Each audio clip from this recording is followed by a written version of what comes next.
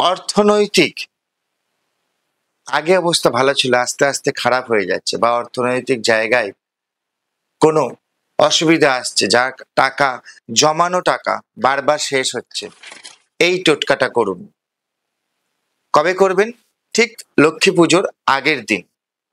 দেখুন, লক্ষ্মীর সঙ্গে তুলসীর কিন্তু কোনো সম্পর্ক নেই আপনারা মনে করেন, কিন্তু আমি টোটকার ক্ষেত্রে যেটা বলছি সেটা লক্ষ্মীর পুজোর আগের দিন বলছি। এই জন্য আপনাকে তুলসীর গাছ নিন, আপনার বাড়ির ঈশান কোণে তুলসী গাছটা রোপণ করুন। নতুন তুলসী গাছ নিয়ে আসুন বাইরে থেকে, যে তুলসী গাছ আছে তার সাথে করবেন না, আলাদা একটি টবে করবেন।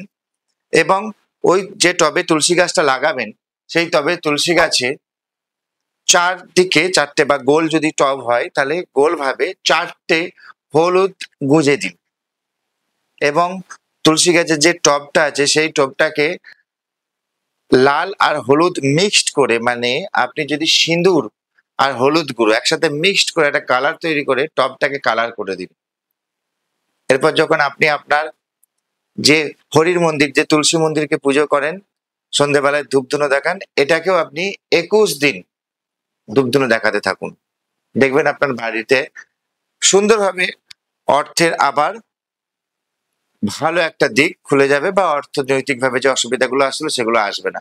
পরে আপনি টবটাকে বিসর্জন দিয়ে দেবেন, আর তুলসীটাকে আপনি যে তুলসী গাছ আপনার আছে তার সঙ্গে আপনি রেখে দিতে পারেন। ধন্যবাদ।